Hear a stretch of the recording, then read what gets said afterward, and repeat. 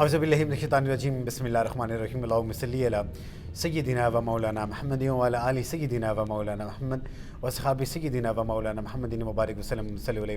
Welcome to MMVIP official Pakistan اور پاکستان سے باہر تمام دیکھنے والوں کو محمد اجاز بشیر کی طرف سے نہایت خلوص ادب و چاہتوں پر السلام علیکم ورحمۃ اللہ وبرکاتہ.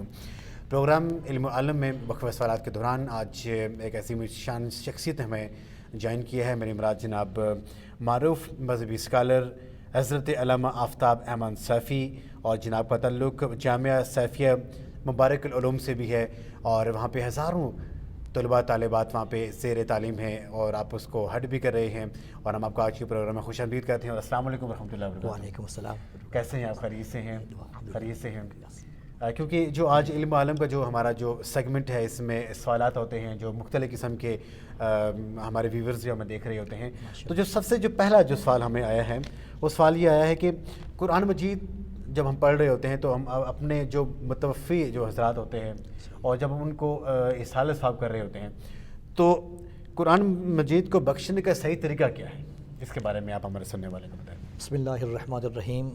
جناب پروفیسر صاحب، آپ کا شکریہ کہ آپ نے ہمیں مدعا کیا اپنے پروگرام میں. بہت شکریہ. آپ کا آپ کی پوری ٹیم کا شکریہ ادا کرتے ہیں. بہت شکریہ. سے میں اپنے سوال کی طرف آتا ہوں. جی، آپ نے جو سوال پوچھا ہے اصالہ و ثواب کے متعلق. جی، اصالہ و ثواب ایک متفقہ مسئلہ ہے اور بڑا اعلیٰ ایک بخشش کا ذریعہ ہے. بے شک. اصالہ و ثواب کا مسئلہ اس وقت پیدا ہوتا ہے جب کوئی بندہ اس دنیا سے انتقال فرماتا ہے. بے شک، بے شک. تو جب بندہ انتقال فرماتا ہے تو اس کے لیے ہم جو ہیں وہ دعا کا اہتمام کرتے ہیں. اصالہ و ثواب کا آغاز تب بھی شروع ہوتا ہے جب بندے کا انتقال ہوتا ہے. اس کے بعد غسل کفن ہوتا ہے. اس کے بعد ہم اس کو جنازہ گاہ کی طرف لے کے جاتے ہیں. اس کے بعد اس کا جنازہ پڑھا جاتا ہے. اس میں جو ہے سب سے پہلے ثنا پڑھی جاتی ہے، آپ دیکھیں گے. اس کے بعد درود پاک پڑھا جاتا ہے. دعائیں جو ہے جنازہ ہوتی ہے وہ دعا پڑھی جاتی ہے. اس کے بعد سلام ہوتا ہے. تو یہ ساری چیزیں جو ہیں یہ قرآن پاک سے بھی ہیں، احادیث مبارکہ سے بھی ہیں. تو یہی جنازہ جو ہم پڑھتے ہیں یہی جو ہے کلام پاک جو ہے اس میت کے لیے بخشش کا ذریعہ ہوتا ہے. جیسے کہتے ہیں اللہم اغفر لحینا و میتنا، اللہ مغفرت فرما حینا و میتنا، زندوں کی اور میت کی بخشش فرما. تو یہی ذریعہ ہے اس کا.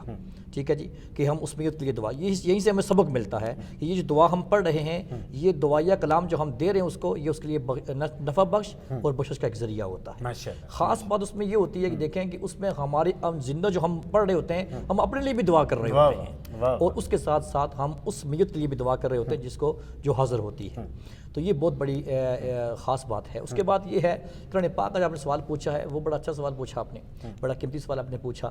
اس میں یہ ہے کہ سورہ فاتحہ پڑھی جائے، سورہ اخلاص پڑھی جائے. حتیٰ کہ حدیث مبارکہ کے اندر ذکر موجود ہے کہ آقا صلی اللہ علیہ وسلم نے ارشاد فرمایا کہ جو بندہ قبرستان سے گزرتا ہے، ٹھیک ہے، تو وہ 11 مرتبہ سورہ اخلاص کی تلاوت کر لیتا ہے. فرمایا کہ یہ جو اس نے 11 مرتبہ سورہ اخلاص کی تلاوت کی ہے، یقین جانیے کہ اس کا ثواب اتنا جو ہے جب قبر والوں کو بخشتا ہے. تو حدیث میں یہ بھی آتا ہے، مفہوماً یہ بات ہوتی ہے کہ اللہ رب العالمین جو ہے جو ملائکہ ہوتی ہے وہ اس کو ثواب کو لکھتے رہتے ہیں.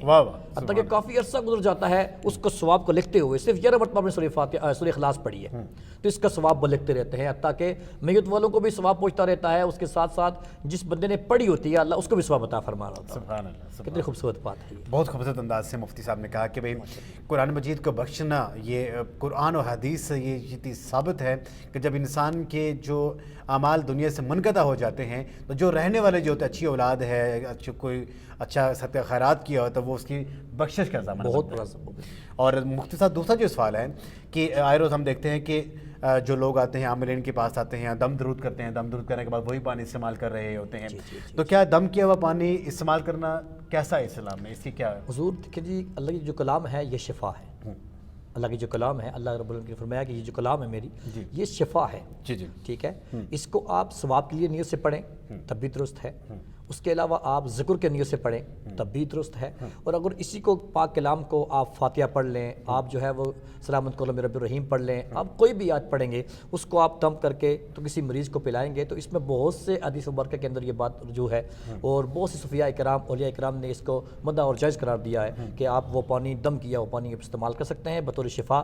کئی بندے میرے پاس آتے ہیں اور میں خود دم کرتا ہوں، اور کئی بندے میرے پاس موجود ہیں، ریکارڈ موجود ہے کہ گردہ جو ہے پتھری گردے میں ہوئی، میں نے جو ہے وہ سورہ بینات اس کو میں نے جو ہے وہ لکھ کر بھی دیا اور 3 مرتبہ دم کر کے ان کو پلایا، یقین جانے کہ اللہ نے ان کو شفا عطا فرمائی، اس کلام میں شفا ہوگی، ماشاء تو اس میں کوئی شک نہیں ہے سر کہ دم کیا ہوا پانی کسی بھی مرض کے لیے اگر ہم اس کے استعمال کریں تو اسلامی پوائنٹ آف ویو سے یہ جائز ہے، اور مریضوں کو یقین کے ساتھ اگر وہ پئیں گے تو اللہ تعالیٰ ان کو شفا بھی عطا فرمائے گا۔ بہت خوبصورت بات۔ تیسرا سوال مفتی صاحب یہ تھا کہ جو روحانی وظائف ہوتے ہیں ان کی کیا حقیقت ہوتی ہے؟ بہت بڑی بات ہے جی، یہ روحانی وظائف اگر بندہ کامل کرتا رہے، اکمل کرتا رہے، یعنی لگاتار کرتا رہے تو وہ اللہ کی لسٹ میں، یعنی یوں محسوس کر لیں آپ کہ وہ اللہ کا محبوب بندہ بن جاتا ہے۔ سبحان اللہ، سبحان اللہ۔ خود حدیث قدسی بھی ہے یہ، اور حدیث قدسی کے اندر یہ ذکر موجود ہے کہ آقا صلی اللہ نے ارشاد فرمایا کہ بندہ رب کے اتنا قریب ہوتا ہے جب وہ بندہ نماز کے علاوہ نوافل کو ادا کرتا ہے۔ سبحان اللہ، سبحان اللہ۔ اب نوافل میں کیا ہوتا ہے؟ نوافل میں ذکر و اذکار ہوتے ہیں، اور نوافل کو بھی ذکر کہا جاتا ہے ایک نسبت سے۔ تو اگر بندہ جب یہ پڑھتا ہے تو حدیث قدسی یہ ہے کہ جب بندہ نوافل کی کثرت کرتا ہے تو اللہ اس کے اتنا قریب ہوتا ہے کہ پھر جو وہ بندہ کہتا ہے اللہ اس کی ٹالتا نہیں، بلکہ اللہ اس کی دعا قبول فرما کے تو وہ جو ہے وہ اس کے لیے نفع بخش ہو جاتا ہے۔ سبحان اللہ، سبحان وظائف بہت بڑی شے ہے، وظائف جو ہیں جیسے کہ جس طرح حمد پاک کا حکم ہے، ٹھیک ہے، اس طرح حضور الاسلام نے ارشاد فرمایا کہ تم جب نماز پڑھتے ہو تو نماز کے دوران آپ ایسا کیا کریں کہ نماز کے بعد آپ 33 مرتبہ سبحان اللہ، 33 مرتبہ الحمدللہ، 34 مرتبہ آپ اللہ اکبر کی صدا بلند کیا کریں۔ سبحان اللہ۔ پھر جو ہے نماز کے بعد آپ یوں بھی کیا کریں کہ ذکر موجود ہے، فرمایا فذکرونی اذکرکم واشکروا لی ولا تکفرون۔ اللہ کہتا ہے جب تم میرا ذکر کرو گے پھر میں تمہارا ذکر کروں گا۔ اب یہاں خوبصورت ایک بات ہے تو صاحب وہ بڑی خاص بات وہ یہ ہے کہ اللہ کہتا ہے کہ جب تم مجھے میرا ذکر کرو گے میں تمہارا ذکر کروں گا۔